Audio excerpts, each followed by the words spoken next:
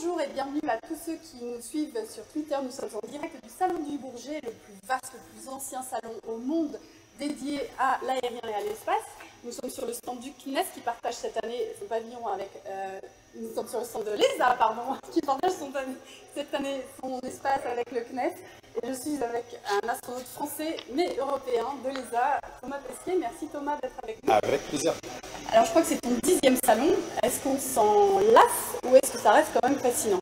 Non, on s'en lasse pas. Moi, je suis un vrai passionné d'aéronautique et de l'espace. La première fois que j'étais venu ici, j'étais tout petit. Je suis revenu tout au long de ma carrière quand j'étais ingénieur, je suis revenu quand j'étais pilote, je suis revenu quand j'étais astronaute. Le seul souci de maintenant, c'est que j'ai beaucoup moins le temps de voir des démos en vol, de voir les avions qui sont là, de voir tout ce qu'il y a de magique en fait à observer au Bourget parce que je suis très pris et j'ai plus le temps de tout voir. C'est un peu frustrant. J'imagine. Alors, le salon met beaucoup l'accent sur le climat cette année, avec une nécessaire décarbonisation du secteur de l'aérien et de l'espace. Et l'ESA, bien sûr, a de grandes ambitions en la matière. Est-ce que tu peux nous en dire plus? Oui, bien sûr. Je pense que déjà, c'est important de rappeler que les agences spatiales, évidemment, notre activité, un lancement de fusée, c'est un impact sur l'environnement, évidemment, mais c'est pas toujours ce qu'on croit. Quand c'est de l'hydrogène, oxygène, les produits de cette combustion, c'est de la vapeur d'eau. Évidemment, parfois, c'est du kérosène ou des boosters à poudre. Mais globalement, on est quand même, moi je trouve, les champions du combat pour le climat, parce que c'est l'espace qu'on va monitorer toutes ces variables-là, qu'on va produire les données et qu'on va organiser la réponse en fait au changement climatique. Si on n'avait pas l'espace aujourd'hui, on ne serait sans doute même pas au courant que le climat est en train de changer. Cela dit, du coup, ça nous donne une responsabilité d'être vertueux. Comme le secteur de l'aérien, qui est important, qui ne va pas disparaître du jour au lendemain, on aura besoin de voyager, ça unit les peuples, ça a quand même beaucoup d'impact positif. Il faut juste le faire de la manière la plus respectueuse de l'environnement possible. À l'ESA, nous, nos activités, on a un secteur qui s'appelle Clean Space. On essaie d'étudier en cycle de vie vraiment comment être vertueux, utiliser les meilleurs produits, les carburants les plus durables. Et puis à la fin des missions, c'est important, on prend aussi ça en compte à l'avance. Mettre les satellites sur des trajectoires, ils ne vont pas devenir des débris une fois qu'ils sont inactifs, les faire rentrer, les faire brûler dans l'atmosphère, pas générer des débris spatiaux par notre activité, c'est important. Justement, on a une question de Twitter à ce sujet, puisque les débris en orbite basse, c'est un problème non seulement pour les satellites, mais aussi pour les astronautes comme toi. Ouais. On a une question, est-ce que ça va trop vite en termes de lancement? Est-ce que la réglementation suit-elle? Est-ce qu'elle a le temps de s'adapter? Alors, c'est difficile parce qu'évidemment, le spatial, par définition, c'est quelque chose de très mondial, de très global. Personne ne peut dire, bon voilà, moi je vais faire ma réglementation qui me concerne moi, et comme ça je contrôle ce qui se passe au-dessus de mon État. Non, ça ne marche pas comme ça. Il faut se mettre d'accord mondialement, et ça c'est très difficile. Et j'en vois au niveau européen, c'est pas toujours facile. Avec nos partenaires, c'est pas toujours facile. Et avec les gens avec qui on a moins de rapports, c'est encore plus difficile. Mais on voit quand même que c'est dans l'intérêt de tout le monde au final. Et c'est ça qui, pour moi, me rend plutôt optimiste, parce que le problème des débris spatiaux, le premier problème, c'est que ça va nous empêcher, nous, quand je dis nous, c'est les gens qui ont envie d'avoir des activités dans l'espace, de le faire de la manière dont on veut. Donc c'est dans l'intérêt de personne de générer des débris, les gens l'ont compris, et je pense que maintenant on n'est pas les seuls partout dans le monde à avoir des démarches vertueuses, il y a de plus en plus de gens qui le font, au final on arrivera à tous se mettre d'accord. Très bien, donc de l'espoir. Alors c'est une période bien sûr très excitante pour le spatial, il y a des technologies très innovantes qui se développent, il y a beaucoup d'investissements, mais il y a aussi beaucoup de compétition entre grandes puissances, les États-Unis qui relancent les voyages vers la Lune avec Artemis bien sûr, la Chine qui a créé sa propre station en orbite basse, et l'Inde qui va bientôt envoyer des astronautes aussi dans l'espace. Qu'est-ce que fait l'Europe dans ce contexte-là? L'Europe, dans ce contexte-là, elle fait beaucoup de choses quand même. Alors, il ne faut pas se reposer sur ses lauriers, mais on a été le pionnier dans plein de domaines. Aujourd'hui, on a quand même une indépendance dans tous les domaines. On a les meilleures missions scientifiques du monde. On peut penser à JUICE qui a été lancé récemment. On a évidemment l'accès à l'espace avec Ariane, qui a quand même été une success story incroyable. On attend la suite avec impatience. On a la navigation avec Galileo, on a les communications, on a tout. Le seul... on va dire la petite seule brique du Lego où on n'est pas complètement indépendant, ce serait pour envoyer nos astronautes dans l'espace. Pour ça, on est obligé de le faire en partenariat avec nos amis américains ou avant nos collègues russes. Maintenant, c'est un peu plus difficile, évidemment. Mais aujourd'hui, du coup, on parle de franchir un peu ce dernier palier. Et là, on aura une indépendance un peu totale de l'Europe dans l'espace. Et ça nous sert à quoi? C'est pas juste pour se faire plaisir, ça sert à assurer que les bénéfices de l'espace profitent en premier lieu de ce qu'on fait nous pour les citoyens européens. Et ça, c'est important. Alors effectivement, en termes d'exploration spatiale, je crois qu'il y a un panel de personnalités européennes qui s'est réuni et qui a fait un rapport qui a été publié en mars dernier qui appelle une révolution de l'Europe en domaine de l'exploration spatiale. Est-ce que tu peux nous parler un peu de cet élan révolutionnaire et qu'est-ce que l'Europe a besoin de faire dans ce domaine-là? Oui, bien sûr, je pense que déjà il faut comprendre qu'on est, comme on le disait tout à l'heure, à un moment un peu clé, à un moment où il y a des moments comme ça dans l'histoire, ou enfin dans certains domaines où on sent bien qu'il y a un embranchement, on sent bien qu'il y a un choix, on sent bien que les choses changent. C'est pas juste la même chose, qu'on continue un peu différemment. Là, comme on le disait tout à l'heure, beaucoup d'acteurs, des privés, des nouveaux pays, beaucoup d'activités étatiques ou privées dans l'espace. Et il faut choisir pour nous, l'Europe, parce qu'on a envie de faire, la place qu'on a envie d'avoir dans tout ça. C'est un choix, hein, c'est pas nous qui allons le faire pour les citoyens européens, c'est les citoyens européens qui le feront, notamment par leurs responsables politiques. Mais la position de l'ESA, c'est de dire, voilà, nous, on est là pour faire en sorte que l'espace bénéficie aux gens, on est un service public. Et ce qu'on voit, c'est que effectivement nos activités ont un coût, mais que le revenu, en fait, en termes de bénéfices, en termes d'opportunités économiques, il est un peu démultiplié.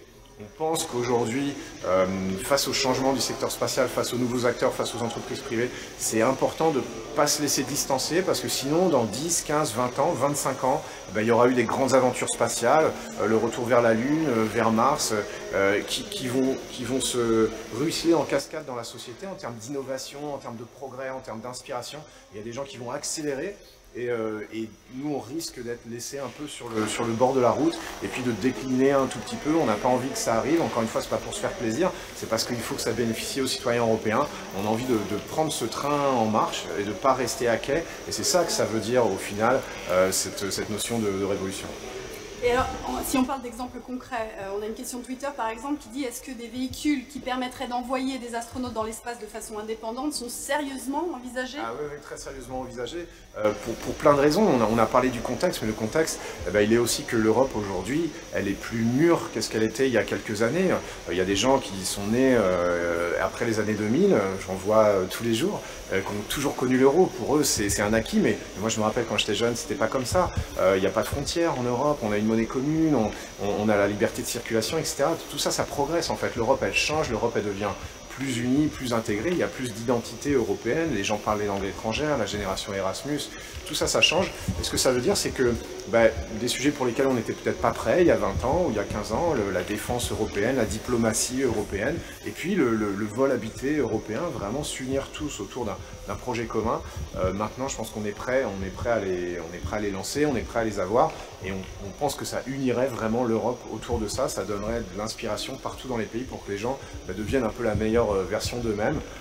C'est ça en fait ce qu'on essaye de faire. On voudrait avoir non seulement notre indépendance, mais aussi un projet vraiment un peu fondateur pour l'Europe au cours duquel on pourrait se réunir comme on a eu Ariane, comme on a eu la station spatiale. Aujourd'hui, c'est le temps de passer à la suite. On regarde de très très près les différentes options pour avoir un véhicule européen autonome lancé depuis notre territoire qui acheminerait du matériel et des astronautes en orbite basse et puis ensuite plus loin. Alors, tu as parlé de station spatiale, toi tu es allé 2 fois sur la station spatiale internationale, mais elle a une fin de vie annoncée pour 2030. Ouais. Quelle est la position de l'ESA et de l'Europe par rapport à la suite à donner à une éventuelle station spatiale européenne, par exemple? Oui, alors effectivement, c'est toujours dur dans le spatial de prévoir l'avenir, parce que c'est des sujets très compliqués. Bon, là on parle d'un futur à 7-8 ans. On sait que la station spatiale, moi j'ai tendance à le voir, on sait qu'elle est là jusqu'en 2030. Après, est-ce qu'elle va continuer un peu ou pas, ça va dépendre des autres scénarios, on verra, mais on sait aussi qu'elle n'a pas vocation à être éternelle. On sait aussi qu'il y a des velléités dans plein d'endroits du monde, on l'a dit en Chine, une station chinoise, une station indienne, ça on le verra, c'est certain. Des stations privées américaines sont déjà en construction. Donc on prévoit un futur un petit peu plus multipolaire, avec plusieurs stations spatiales en orbite basse, avec une espèce d'économie en orbite basse, des véhicules, des standards peut-être pour que le véhicule d'un tel puisse aller sur la station d'un autre. Nous on voudrait s'insérer dans ce scénario-là, où il n'y a pas juste une station spatiale pour tout le monde, comme ça a été le cas pendant les 20 dernières années, avant que la station chinoise vraiment soit construite.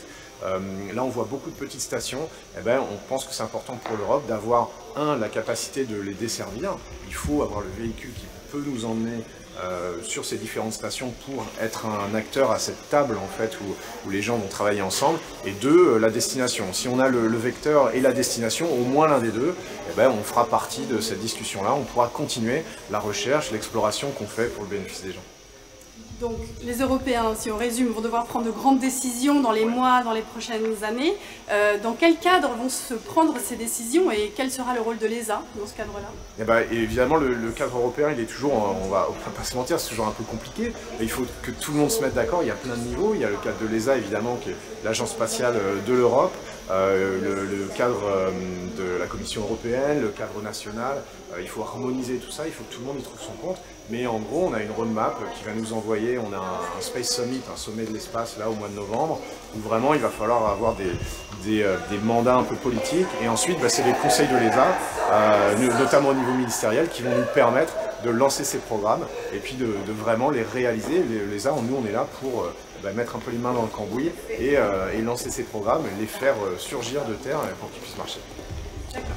Alors, il y a aussi de grandes décisions qui vont être prises bientôt par la NASA, en particulier pour le programme Artemis. Toi, tu es donc bien sûr dans les rangs pour partir avec la mission Artemis et éventuellement, potentiellement, poser un pied sur la Lune.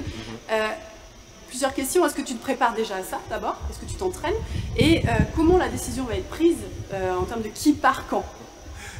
Oui, alors la première question, est-ce qu'on se prépare, moi et mes collègues, oui, on a commencé à se préparer. Alors, tant qu'on n'est pas désigné sur une mission, c'est pas 100% de notre emploi du temps, évidemment. C'est comme si on fait les Jeux Olympiques dans 10 ans, ça sert à rien de commencer à courir très vite tout de suite.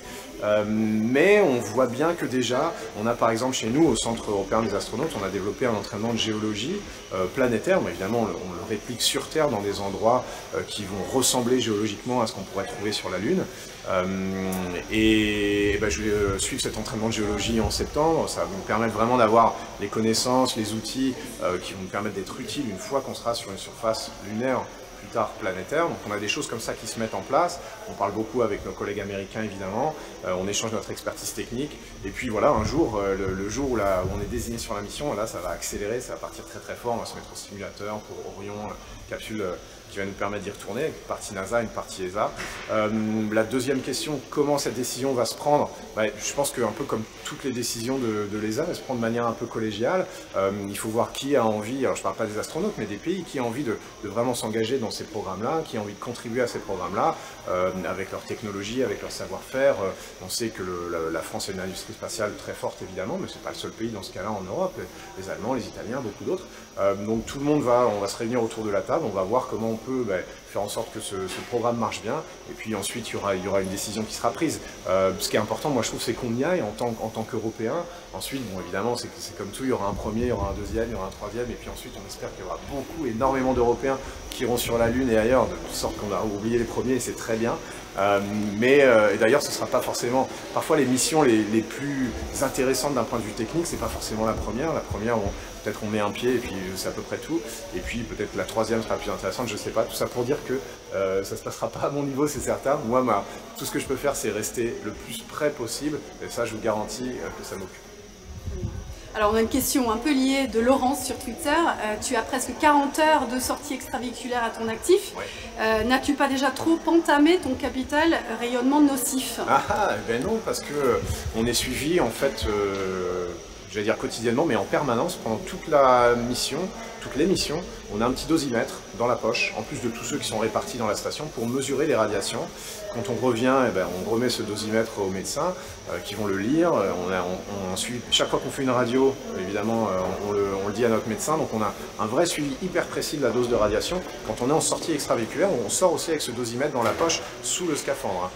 Donc on sait exactement les doses et on n'en est pas, alors je ne sais pas le nombre exact évidemment de tête, mais on est assez loin. En gros, de toute façon 3 missions de 6 mois ça passe assez bien, donc moi j'en ai fait que 2, on va dire il me reste au moins 6 mois de marge. Encore un bon capital. Encore un bon capital. Une question, une fois que tu seras sur la Lune, quels seront tes premiers mots?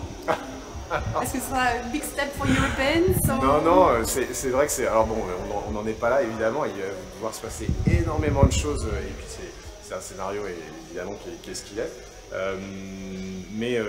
Ouais, je me suis surpris, on va pas se mentir, je me suis surpris à y penser parfois. Voilà, on peut aussi se laisser prendre par la rêverie, on a le droit de rêver aussi, nous, même si on est astronaute et que tous les jours on a beaucoup de travail technique à faire, de temps en temps on lève un peu le nez du guidon et puis on se prend à rêver.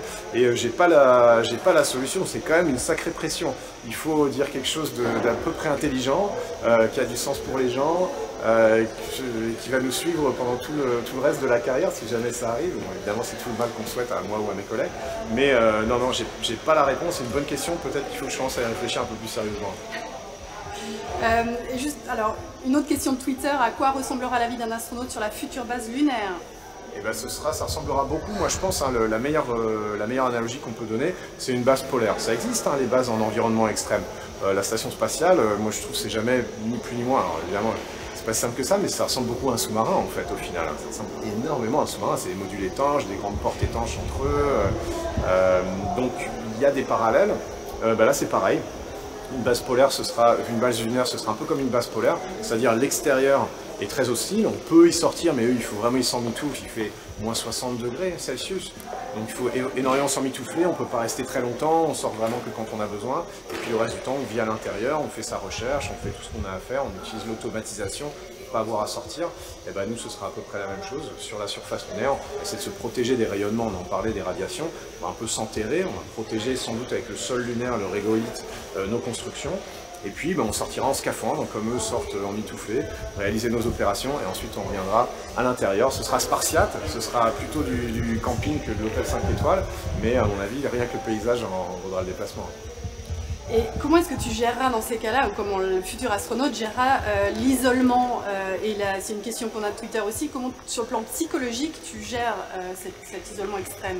Je pense que c'est une vraie question. Alors par la sélection, on prend des gens normalement qui ont fait beaucoup attention à ça, à un côté psychologique, qui vont être capables de travailler comme ça, déjà dans la station spatiale. Hein. On est en équipage, on n'est pas seul, mais on est quand même loin de tout pendant 200 jours dans un bout. Où on espère que tout se passe bien, mais évidemment il peut y avoir des problèmes, on peut avoir à faire face à des choses un peu effrayantes, des choses difficiles, des choses compliquées. Il peut se passer des choses sur Terre pour les gens qu'on aime, pendant que nous on est là complètement incapables de venir les aider, donc il faut quand même être prêt à ces choses-là. Sur la Lune, ce sera ça, puissance 1000 en fait. Moi, ce qui est coutume de dire, en distance il y a un facteur 1000, entre 400 km, 400 000 km. Quelque part en difficulté, dans tous les problèmes qu'on va avoir, il y aura aussi un petit facteur 1000. Il faudra s'y préparer. La plus grosse difficulté, moi je pense qu'on sera plusieurs, hein, ce ne sera pas tellement l'isolement en soi, ce sera le fait que en cas de problème, c'est très très difficile de revenir. La station spatiale, alors je ne dis pas que c'est facile, mais à 400 km de la Terre, la sécurité, on la voit, elle est en dessous, on redescend tout de suite avec la capsule. Encore une fois, c'est pas si simple, c'est pas un avion, c'est beaucoup plus complexe, mais on peut quand même revenir assez rapidement. Sur la Lune, à 400 000 km, la Terre c'est un petit point comme ça. C'est quand même beaucoup plus facile de la rater que si on redescend de la station spatiale. Il faut redécoller de la surface de la Lune, il faut se mettre sur la bonne orbite, j'ai entendu des scénarios où on doit rester 5 jours dans un scaphandre, sans boire, sans manger. Voilà, il y aura des problèmes qui sont difficiles à gérer, mais bon, on est là pour ça aussi. Donc tu te prépares à des expériences inattendues. C'est une question, la dernière question après je te laisse partir. Est-ce que tu as, en mission spatiale, as-tu déjà eu une expérience choquante ou inattendue? Choquante ou inattendue, alors inattendue oui tout le temps parce que, mais pour des choses un peu bêtes, par exemple de la vie de tous les jours, hein, ça peut arriver, je sais pas, des manières de faire des choses simples qu'on n'avait pas envisagées changent complètement, mais se changer, faire sécher sa serviette, il n'y a pas de moyen d'apprendre ça au sol en fait, pas vraiment, donc on découvre un peu sur le tas et puis on invente des nouvelles techniques, c'est drôle, chacun a ses petites marottes. Mais non, choquante, pas vraiment, choquante si, un peu dans le sens de découvrir la fragilité de la Terre. On ne le découvre pas, mais ce que je raconte assez souvent, c'est de le mettre à l'échelle de ses sens, en fait, des choses qu'on peut percevoir, plutôt que juste comprendre intellectuellement. Ça change la perspective, ça c'est certain. C'est un petit peu choquant de voir à quel point la Terre est toute seule, et autour il n'y a absolument rien, cette espèce de noir profond, enfin par les étoiles dans le fond évidemment de l'image. Ce côté isolation, île déserte, oasis dans le désert, petit canot de sauvetage au milieu de la mer du Pacifique où tout est hostile, ça c'est quand même un petit peu choquant. Ça on le sait, mais de le voir, de le ressentir, c'est pas du tout la même expérience. Cette fragilité-là, après, elle se grave en nous et moi je la porte en moi maintenant. Bon, je vais laisser profiter des gens autour de toi avant l'isolement de la station. Merci beaucoup Thomas d'avoir été avec nous, bon salon, et merci à vous tous qui nous avez suivis sur Twitter. Le salon du Bourget continue bien sûr, et vous pouvez en suivre les sessions clés sur la web TV de l'ESA, donc restez avec nous. La prochaine session c'est à 11h30, on y parlera lanceur et Ariane 6. Merci beaucoup à vous et à bientôt.